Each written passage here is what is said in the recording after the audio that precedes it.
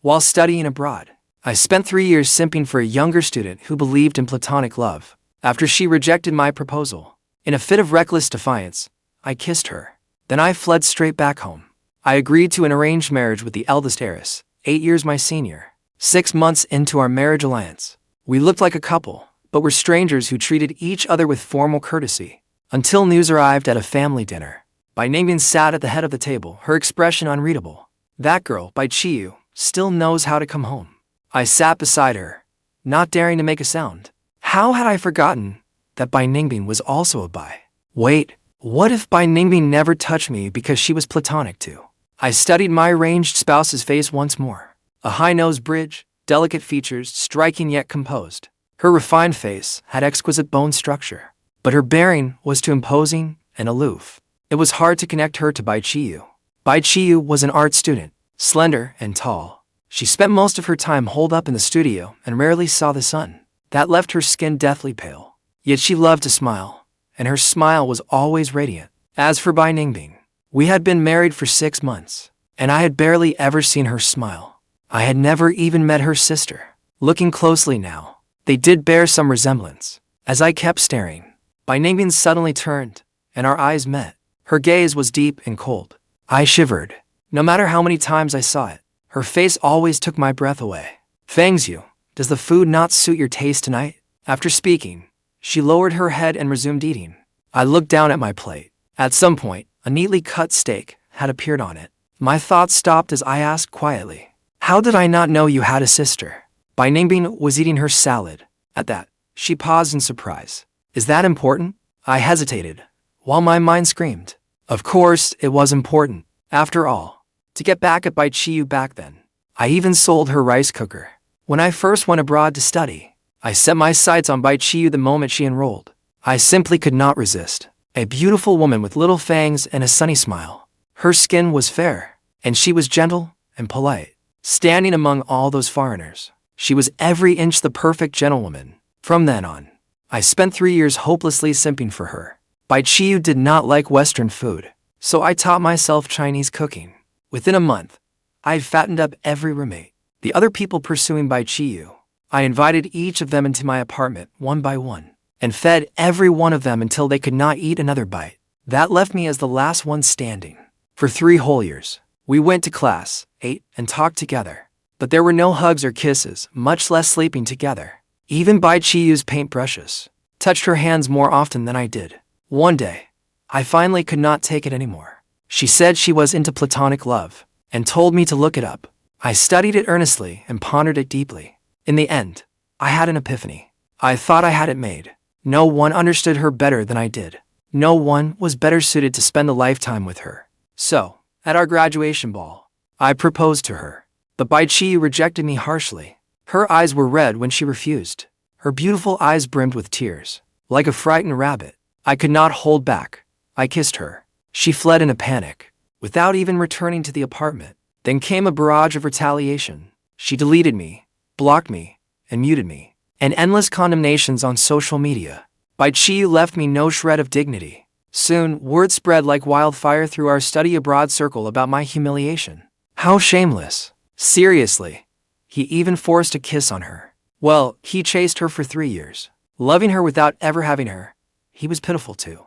I really was pitiful. Not only did I never get her, for 3 years, I was also Chiyue's pathetic live-in nanny, handling her food, clothes, home, and travel. But then again, this pathetic nanny had the code to her apartment. So everything in her apartment, from luxury designer goods and a custom car, to underwear, slippers, and her rice cooker. 20 yuan each, everything for 20 yuan. Sold. The day after I stripped her apartment bare, I bought a plane ticket and flew home. Then I accepted the arranged marriage my parents had planned long ago. According to my friends, Chiyue went crazy after she discovered I had left. She began frantically searching for me. She even recorded a video. In it, her face was pale and grim. Her eyes held rage that would not fade. Chiyue said, word by word, "Wang Tiegun, you had better pray I never find you. Are you feeling unwell tonight? Fangs you?" Hearing my name, I abruptly snapped back to reality. For safety's sake, while studying abroad, aside from my school, every name and identity I used was fake. Maybe I could deny everything to Bai Chiyue? Who would believe the Fang family's eldest son had been a desperate simp abroad?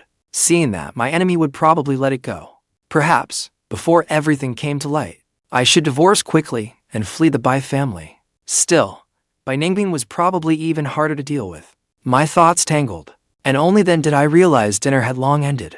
After seeing the elders off, the night wind turned chilly. A beige cashmere coat was suddenly draped over my shoulders. I turned, smiled, and thanked her. Bai Ningbing slowly withdrew her hand. She stood behind me at a distance that felt intimate, yet restrained. Close enough to make us look like a loving couple to everyone else. Not close enough for me to feel more than a trace of her warmth. When I avoided the subject in silence, Bai Ningbing patiently added, "I noticed you barely ate any asparagus today." My heart stirred at her words. Whenever there was asparagus on the table, I always ate a little extra. Thoughtful people were thoughtful in every situation. Bai Ningbing took over the family business at 18. She had sharp business instincts and ruthless methods. In under 5 years, she took the Bai family's business empire to soaring new heights. Yet she remained exceptionally mysterious and discreet. She was only 30 when she achieved all that. People endlessly speculated about her. They even spun countless legends around her. But I was a coward. I did not dare profane a goddess. Being Platonic is actually pretty nice. Somehow, those inexplicable words slipped from my lips. For the first time, I saw utter confusion on Bai Ningbing's face. Though it vanished in an instant, I turned to face her and said sincerely, "Of course, I am fine with divorce too." Bai Ningbing froze. Her expression did not change. Then she turned and left. If Bai Chiyue's schedule was completely reversed, then Bai Ningbing's was terrifyingly regular. Unless something urgent came up, she was always in bed by 10. But tonight, the clock passed midnight, and the other side of the bed was still cold. Was Bai Chiyue's return really such a shock? Was Bai Ningbing afraid she would interfere with the family business? Or was she working through the night to clear a path for her sister? I did not want to guess, and I did not dare to. I only wanted to run. The Bai family's words at dinner kept echoing in my ears. Bai Chiyue seems cheerful, but she is obsessive. Whatever she wants, she must have. If she cannot have it, she destroys it. Her father once tried to stop her from painting, so he locked her in the study to make her read. She started a fire by rubbing sticks together and set the study on fire. This break, she unexpectedly asked to come home.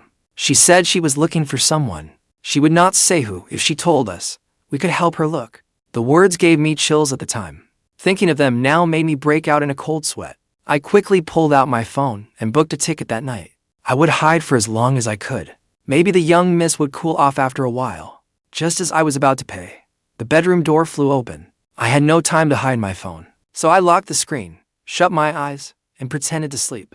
A faint smoky scent clung to Bai Ningbing, mingled with a barely noticeable fragrance. She did not get into bed. She simply stood still before me. After the soft rustle of fabric, a slightly damp, scorching breath washed over the side of my neck. Then, the fingers clutching my phone were pried open one by one. Her fingers slipped between mine in their place. Gently, slowly, and carefully. She spoke in a tender voice, but her tone left no room for argument. "You cannot leave before Bai Chiyue returns." Alarm bells rang in my head. Could being Platonic be inherited? What about obsessive possessiveness? Were these sisters planning to join forces and get revenge on me? I would run tomorrow. I had always been quick and efficient. The next morning, Bai Ningbing left early. I packed my bags early and prepared to make my escape. Xiao Kao, my driver, had come with me from my parents' home. The moment he got my message, he found an inconspicuous van overnight and waited by the villa's back gate. I dragged the suitcases, panting hard. As I stopped to wipe away my sweat, a pleasant voice suddenly sounded beside me. "Let me carry one for you." One suitcase was promptly lifted from my hand. I thanked them over and over. With a hand braced at my waist, I straightened up to see this kind stranger. Then I saw a familiar face, porcelain pale skin. When she smiled, the pointed little Fang showed. It was Bai Chiyue. After 6 months apart, she had grown thinner. Her eyes seemed larger because of it. Her thick, delicate lashes swept straight downward. The once sunny girl now radiated an unnerving, haunted air. But to my surprise, she did not seem to recognize me. The next instant, Bai Chiyue viciously seized my wrist. Her grip was so strong. My wrist bones creaked. "You dare steal in broad daylight? Where is the security?" The pain had me about to cry out, but her words froze me in place. Only then did I remember, rather belatedly, that I was wearing sunglasses, a face mask, and a baseball cap. A van was parked just a few steps away too. All right, I really did look like a thief. Lowering my voice, I pleaded. I am sorry, second miss. I am only an employee who got fired. Please let me go. Chiyue slightly raised her chin. Second miss? You know me. I fell silent at once. Damn it, I had forgotten Ningbing bought this villa after getting married. The Bai family had hidden Chiyue to well. They had never publicly acknowledged having another daughter. How could an ordinary person possibly know about her? With nowhere left to turn, I made a desperate choice. Chiyue was mildly germophobic. She hated physical contact even more. I lunged forward and tightly hugged her. Chiyue jerked as if electrocuted. Sure enough, she abruptly released me. I quietly breathed a sigh of relief. Then I sprinted for the van, as if someone were waiting for me. The side door slid open with a swoosh. I was so touched I nearly cried. Xiao Kao really had thought of everything. But as I ran closer, close enough to see who was sitting inside, all hope in my heart died. It was not 20 burly men, but it was worse than 20 burly men. The person leaned back against the seat. Even in a van, she looked impossibly regal. It was Ningbing. To make transporting things easier, the van's back row had been removed. The front passenger seat was piled with yellow and green luxury brand shopping bags, so the three of us could only squeeze into the middle row. Ningbing and I sat side by side, while Chiyue sat on a small folding chair. The atmosphere became exceptionally awkward. Sis, you even prepared gifts for me. Ningbing's face was so dark it looked ready to drip water. Evasively, she changed the subject. Your brother-in-law and I are going out for fun. Why are you tagging along? Chiyue smiled without a care. It has been so long since we last met. I missed you. As she spoke, she leaned forward. She looked at me over Ningbing's shoulder. Besides, I have not even met my brother-in-law yet. Why is my brother-in-law so tightly wrapped up? Take it off and get some air. Frightened, I shrank closer to Ningbing. The woman between Chiyue and me noticed. She gently patted the back of my hand. I had no idea how to explain myself. But Ningbing spoke first. Fang's you likes it. We occasionally do this to spice things up. Thank God she did not call it shameless. He calls it role-playing. Is that right, Fang's you? Ningbing actually knew about cosplay. Normally, I would have laughed out loud in surprise. But I was on pins and needles. I barely dared to breathe. Chiyue laughed when she heard that. I never expected you and my brother-in-law to be so trendy, sis. But why are you taking a van for a trip? Did our family go bankrupt? Your brother-in-law likes it. So, we do what he wants. Ningbing abruptly changed the subject. Have you still not found the person you are looking for? I could not help pulling my cap lower. Chiyue's playful smile vanished at once. Her tone turned cold. No, but I will find him. If I cannot find him, I will keep looking. I will find him eventually. Do you have a grudge against him? Chiyue gave a quiet laugh. Yes, he certainly ran without hesitation. Why did he not sell me to? And what will you do once you find him? Suddenly, I was afraid to hear Chiyue's answer. Would she punish me on the spot? Or make what happened while we studied abroad public knowledge back home? Either way, it would not be good. And my marriage to her sister would probably be over too. Chiyue said nothing. She kept twisting the metal ring around her finger. I glanced at it from the corner of my eye. One edge of the metal ring was chipped. It was the one I had given her. The van sped along the airport expressway. The van's soundproofing was terrible. Amid the constant drone, Chiyue spoke with a smile. Find him, then marry him. The van carried us all the way to the resort hotel. The resort on the peninsula had breathtaking scenery. Ningbing had booked a 2-bedroom suite, but she still booked Chiyue a separate room. I drifted into the room like a lost soul. Then I threw myself heavily onto the large bed. My body sank into the soft bedding as I tried to process the melodrama my life had become. Why did Chiyue suddenly want to marry me? Had 6 months of Western food changed her so completely? No. She must have thought of an even more satisfying way to get revenge. Maybe I should try running away from the hotel too. I stared at the ceiling inside. Then I pushed myself upright. The next instant, my eyes landed on an almost perfect figure. Ningbing had entered the room at some point. She stood at the foot of the bed, unbuttoning her shirt. Her slender, knuckled fingers worked their way down, button by button. Cool and restrained, just like her. My brain instantly crashed. What are you doing? Ningbing did not stop what she was doing. Her voice was even. Changing clothes. Taking a shower. Changing here. In our 6 months of marriage, Ningbing had always changed in the walk-in closet. She went in wearing pajamas and came out in a suit. We were like two roommates sharing a place. We never bared ourselves to each other. And now she was stripping right in front of me. Ningbing seemed not to notice anything strange about me. Why is your face so red? Instinctively, I touched my face. It was burning hot. It is a little warm. I just turned on the air conditioning. As I spoke, my fingers frantically jabbed at the central air control panel. Do not make it too cold. You will catch a cold. Then she took a towel and went into the bathroom. The door was not fully shut. The view inside was even more alluring than the peninsula. A melancholy rose in my heart. Why were both sisters so platonic? The rushing sound of water suddenly stopped. Only then did I realize I had been staring blankly at that crack in the door. The bathroom door opened. Ningbing walked out wrapped in a bathrobe. Her hair was soaking wet. Droplets slid down her neck. Wait. I was having trouble staying platonic. Something was off. Ningbing was really off today. Something was off when she held my hand last night. It was even more off when she changed in front of me just now. And now, she was openly trying to seduce me. That was even more wrong. Want to join us? What did you say? We are having dinner later. With Chiyue. I instantly sobered up. You two eat? I am not hungry yet. The words had barely left my mouth when my stomach growled loudly. I gave an embarrassed laugh. Ningbing came closer. She sighed softly. Thanks you. Sooner or later, you will have to eat with Chiyue. If you do not see her today, you will see her at the family dinner. How do you plan to explain it then? My back went rigid. I opened my mouth, but no words came out. Ningbing seemed to have expected my reaction. Before leaving, she looked deeply into my eyes. But in the end, she said nothing. She opened the door and left. After Ningbing left, I refreshed the ticketing app 800 times in my room. Every flight showed as sold out. Who are they trying to fool? There were clearly tickets a moment ago. How did they all vanish after one refresh? Just as I was about to ask Xiao Kao to drive me away, a message from Ningbing popped up first. What else do you want to eat? A menu was attached below. Medium well steak. Light oil on the asparagus. No cilantro in the soup.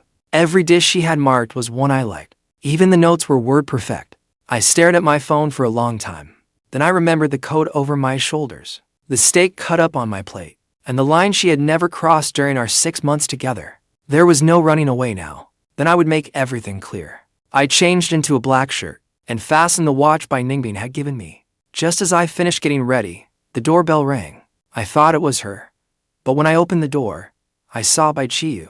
She had changed into a white suit. Her two-pointed canine teeth were still there, and her smile was just like before. Hello, brother-in-law. My sister asked me to come get you. I braced myself against the doorframe, nearly choking on that brother-in-law. Had she really not recognized me? When we studied abroad, I never dressed up and wore black-rimmed glasses. My hair was a complete mess too. Now I had a new hairstyle and different clothes, along with the fake name Wang Tiegun. It was only natural that Chiyue would not recognize me. Let us go.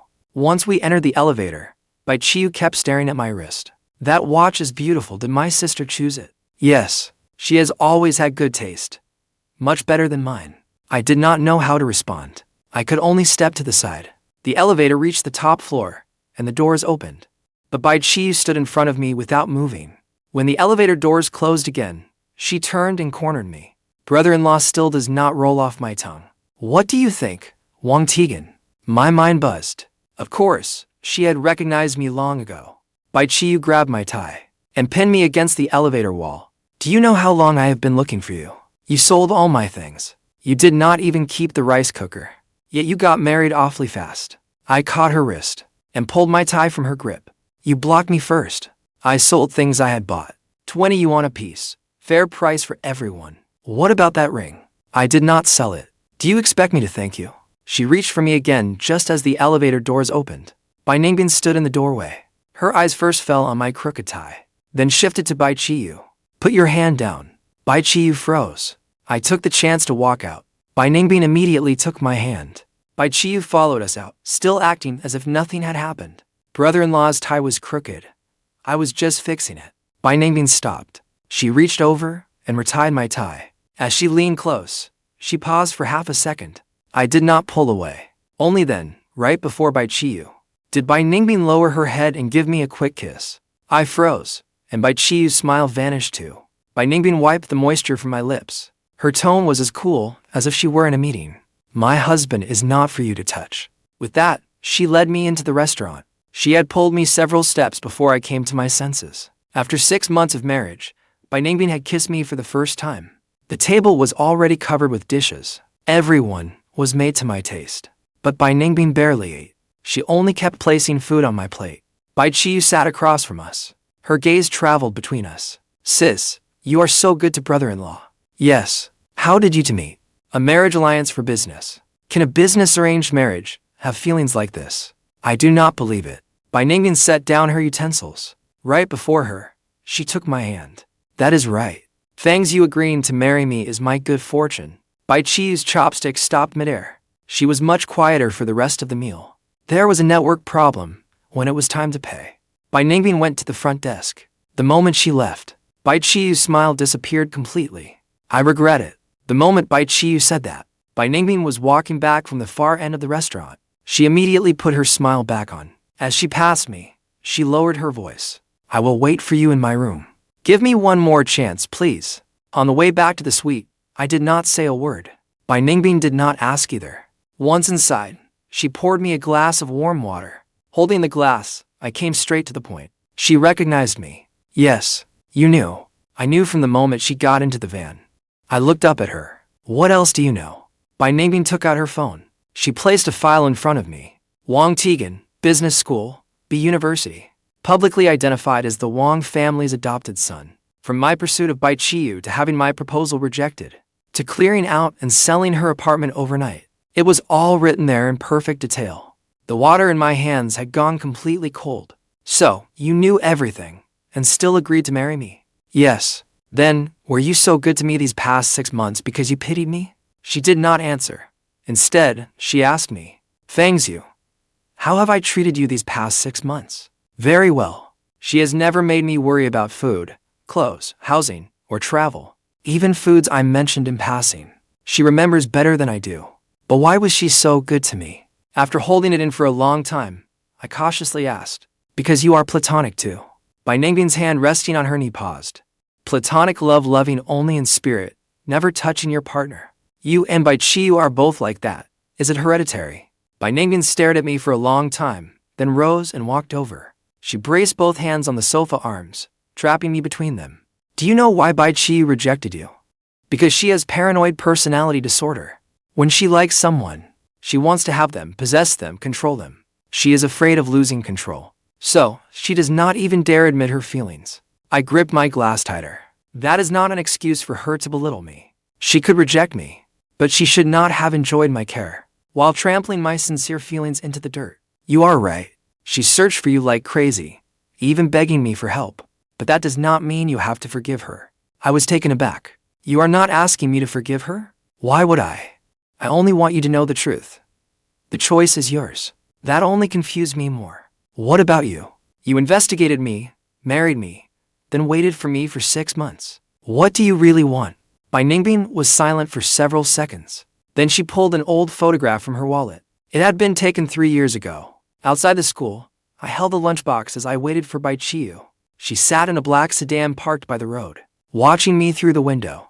The first time I saw you was when I went to bail Chiyue out. Later, I investigated you, not because I did not trust you. I wanted to know what kind of person she could never forget. And then I could not forget you either. When our parents proposed the arranged marriage, she set no conditions. She only insisted that the person she married had to be me. I was in a terrible state when I first returned to the country. Whenever anyone came near, I would wake with a start. Ningbing had seen me clutching the corner of my blanket and trembling at night. So she never touched me, nor did she ever force me to fulfill my duties as her husband. I did not want to take advantage of you when you were vulnerable. I wanted to wait until you healed, however long it took. That was my choice, and the only way I could think of, to make you feel most at ease. I set down my glass and caught her sleeve. Then why did you not tell me sooner? I was afraid you would think both my sisters wanted to force you. She lowered her head and gently touched her forehead to mine. But there is one thing you have misunderstood. What?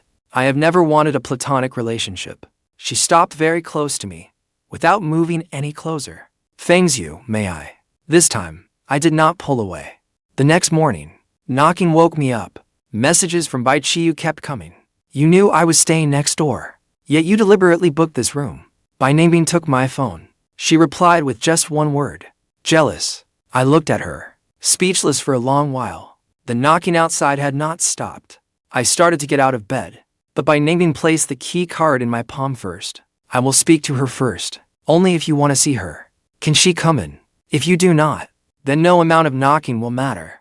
I held the key card tightly. Then I asked her, are you not afraid I will soften toward her? Bai Ningbing straightened my collar.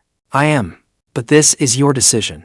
I cannot make it for you. She was anything but platonic. She had clearly been holding herself back for 6 whole months. Bai Ningbing went to see Bai Chiyue first. What the sisters discussed, I did not ask. When she came back, she was carrying the breakfast the hotel had sent up. Warm milk, fried eggs, and a small plate of peeled fruit. I glanced toward the door. Where is Bai Chiyue? Back in her room. You did not give her a hard time, did you? Bai Ningbing placed the milk in my hand. I only told her this. Being ill is not an excuse to hurt others. If she wants to apologize, she should not hide behind her diagnosis. I agreed with that. I drank half the glass of milk. Bai Ningbing took the rest away. Do not drink too much on an empty stomach.